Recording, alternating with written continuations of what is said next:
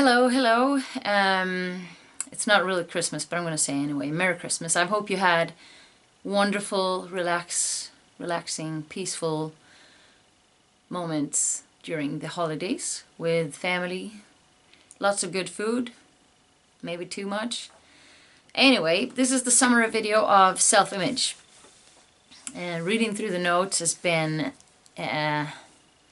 hilarious, painful. I went beyond choking up, but all right, here we go. So, just from the book, the key takeaways, there's so much wisdom in this chapter. How we behave is directly related to how we feel about ourselves, who we think we are, what we think we're capable of, and what we think we're worth. And we all have an understanding of this, even if we're not aware of it, capable of putting words on it, or suffer from it a little bit, or acutely. Remember what I've said multiple times about everything starts with our thoughts, what we believe about things. These thoughts will generate feelings, physical feelings, and we will take action based on what we feel in the direction towards positivity, fear, negativity, whatever it is we feel, we will take action based on that feeling. And then that action will bring about a result. That string of result is what we call life. So it is impossible to consistently behave in a manner inconsistent to how we see ourselves. Zig Ziglar said that, meaning take an alcoholic. A friend of mine is struggling with alcoholism, and he wants to be sober for his children, but he sees himself as an alcoholic. He really, really does. And so it is impossible for him to consistently behave in the manner that is inconsistent with how he sees himself. This is true for anything in love relationships, in business, in friends, with our family. So working on our self-image is so incredibly important. No one can ever outperform their self-image. None of us. And if we do by accident, just achieve something incredible, we will not be able, it's a lost achievement, because we will not be able to identify or align with that type of performance. We're just not that good. Or we actually are, but we don't see it. If we weren't that good, we could not have achieved it. So I know a lot of people who go and then they consider, let's say a scale 0 to 10, they see themselves as a 2, 1 is actually probably more like a 0. And then they achieve results that are tenors. Thinking in particular about a lawyer, she's incredible. She just hits it one after the other, but her self-image is 0, so she can't identify with the success. She just got a big, massive, fat bonus that made me feel jealousy, but she doesn't even feel happy. She just feels unworthy of it. Give it to me, baby. Sorry. Okay, what else? Where were we? Yes. Yeah, so like I said in the beginning, self-esteem is the single most significant key to our behavior. The more you think about that and start taking an honest look at your behavior, good and bad, it becomes very interesting to focus on building a really good self-image. Ali. Just some technical issues here. Okay, yes, that's technical stuff I'm talking about. Who cares? Just very odd lightning. Yeah, so I thought I will share a story. Light is back on. Holy shit, that's blue. It's a little bit warmer. That's normal. Okay, sorry about that. So, let's take an orange, you know, a juicy, nice orange. If you cut it in half and you squeeze it, either on one of them, or you just go, what comes out of that orange? Orange juice, right? It's not a trick question. It's not even an IQ question. It's just, if you squeeze an orange, you get orange juice. Guaranteed, 1%, 100% guaranteed. And us, ourselves, when we get squeezed, when life comes and adds a little bit of pressure, what comes out of us is what we are. It's not what we want or what we, if we feel sorry for ourselves, yeah, you'll get that. But so,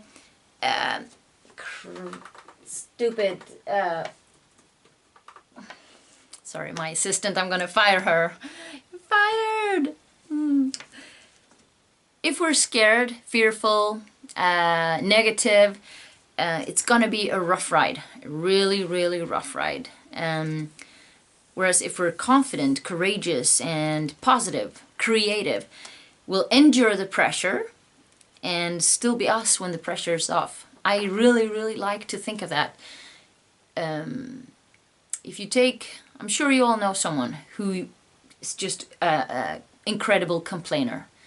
Whatever happens, they complain about politics, the weather, their car, their spouse, their health, their kids, the fact that they don't have a spouse, the fact that they lost their job or someone else got promoted, whatever it is, they just yeah? So what comes out of them, if they were an orange, it will probably be lemon juice. But so we need to be what we want. Who said that? Dalai Lama. No. Be the change you wish to seek. You wish to see. Be the change you wish to see. Was it Dalai Lama or was it that other guy? I know, but it's like a quiz for you. Who said that? We'll see. If you're working on your 2020 vision, I know Tatiana is, I am, or if you just want to sort of set a little goal for the year, something that you can use as your northern star to steer you right when you get off track. Remember that your future will be brighter, happier, healthier, wealthier, more romantic if you set yourself as your first priority to be and do well. That means investing in your self-image, investing in your personal growth, setting your boundaries. Say yes when it's yes for you. Say no when it's no for you, and not the other way around. Say yes when it's no for you and no when it's yes for you. You see how they tie together, our self-image and casting a vision, like everything I said before about the example about the lawyer. If we do not have a self-image that is corresponding to what we're capable of, even if we achieve these things, we're not going to be able to enjoy it. Oh yeah. So we talked about our least worthwhile feelings, the uncomfortable part of the session. So I'm going to read from the my big piece of paper. It's on my whiteboard, if you wonder why I'm staring over there. So for Sahar, it was the ones that keep coming back, that are part of the foundation of Sahar. Not smart enough, we know that, yeah. Not creative enough, not capable enough, things are unfair, it's easier for them, they have more support, they live in their home environment, it's easier for them. And also, until a certain age, I'm not attractive. But then you moved country and all of a sudden you became exotic. So yeah, those were the least worthwhile feelings. Then we move on to Tatiana. Not worth being loved. That really sucks. And an upgrade to that, no matter how much you do, you're not worth sticking to. This is hard. Yeah. Imagine walking around actually feeling these things. You're not worth being loved. No matter how much you work on yourself, no matter what you do, you're not worth sticking to. Nobody should feel that or think that about themselves. You're an imposter.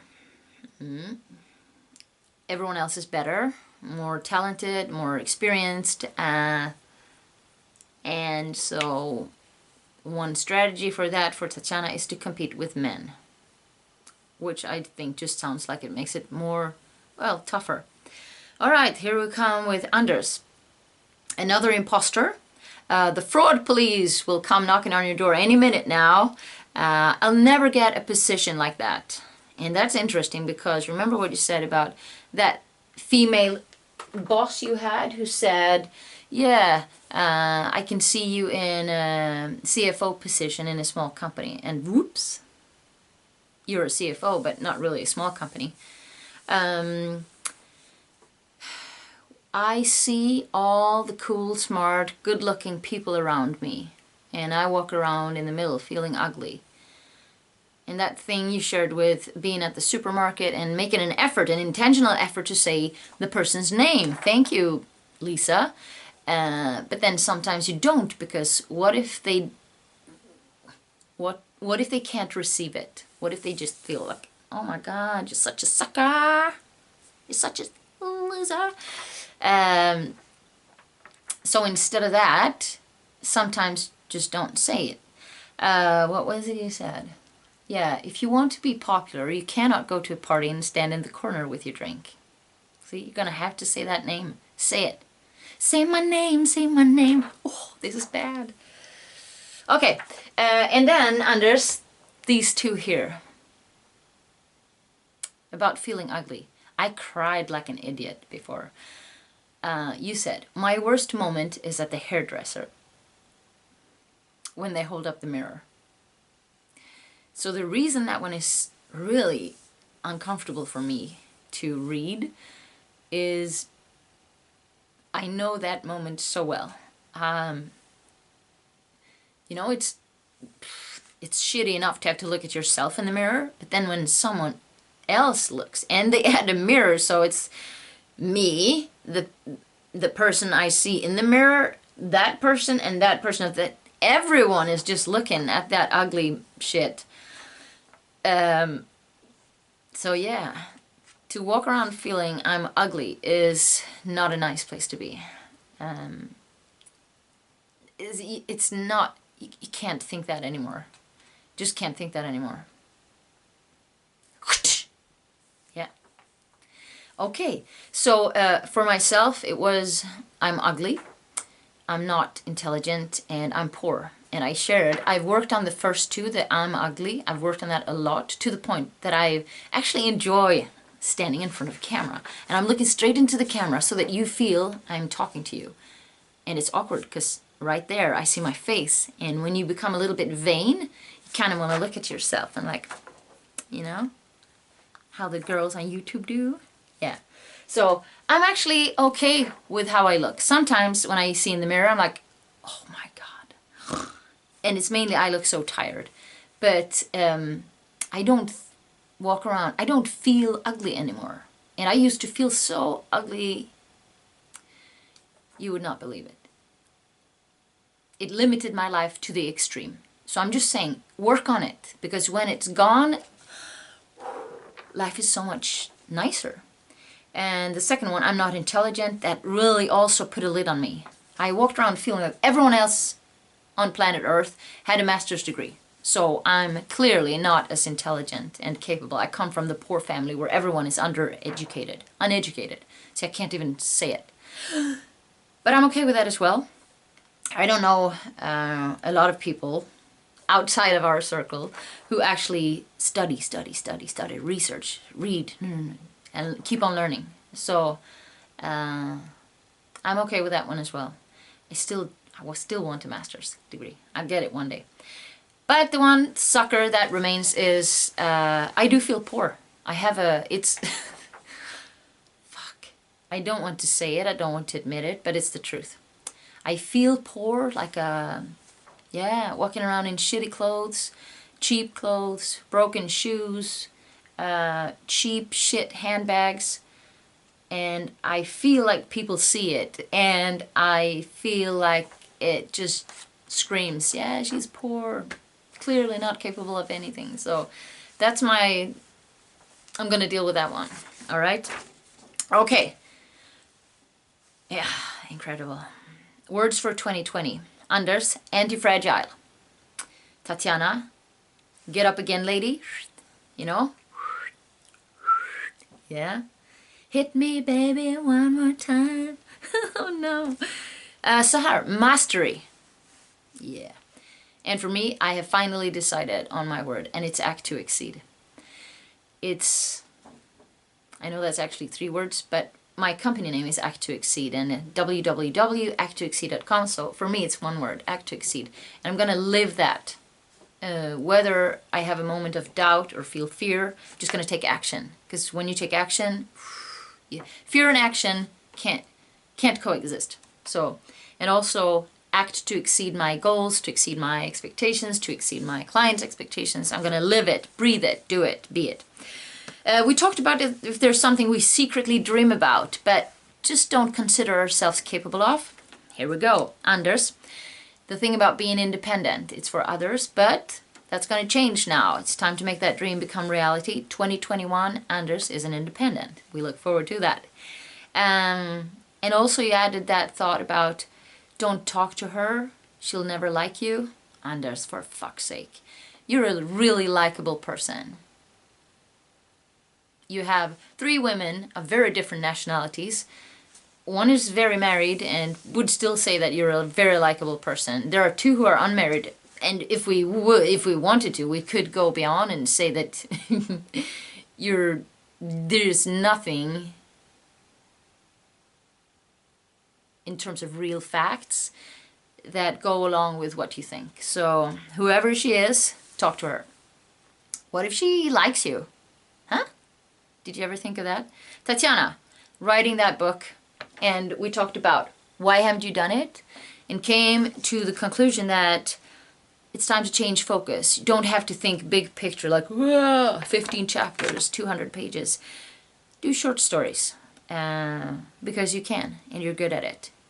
Lots of people love your writing. Lots of people read what you write. So just take snippets, and there's your book. I challenge you to set the publication date. Sahar, the thing that you dream about but don't really consider yourself capable of is the big public projects. You used to think that that's beyond your limits. Hell no. Maybe it's not so unachievable, you said. Maybe you can actually do it. How? 1 step at a time. Create that plan. You're gonna do it. And I think that deep down you know that you are, because you're fully capable of it. And also, now it's more like an interesting challenge because you've uncovered your talents and leadership in building strong teams. Okay, so greatest takeaways from this session was Tatiana saying that ugly phrase to Sahar, and hear Anders say his to you. For Anders, it was that this was a really uncomfortable session. And another word for that is growth. Change and growth. Very uncomfortable. I believe it's very good for you. Sahar, excited to continue the process, not the journey. And for me, I thought about it a while because I felt what it was, but I couldn't really put words on it. And then I ended up finding it. Trust. When you have trust, when you feel that you can trust people, whether it's 1 or more, you can actually explore areas that you typically just ignore or put a lid on about yourself. So I'm very, very happy to see what all 3 of you do, opening up, sharing, contributing. Holy shit, I benefit like as if I was really one of you. I am in a way, but I'm also adding some another perspective, the guidance. But to be in a really small group with awesome people remember now that you have created this. You, every single one of you, have been part of creating this. So now it is yours. Make use of it. Make use of it. Like the last thing in our last session when Sahar said, I have a specific thing, can I ask for your input? And you got it. You got it from, we're very different, all of us, but the genius that comes out of a mastermind like that is priceless. So as I said, going forward, there will be much more of hot seat coaching, along with a guided kind of journey. Sorry, Anders. Process, evolution, on always focused on personal growth, leadership, self-leadership. All right? I put on a t-shirt with a message. Can I make this? See, oh my gosh, it says every second is a chance to turn your life around. Just remember it. Okay, maybe I should go to the gym. Okay.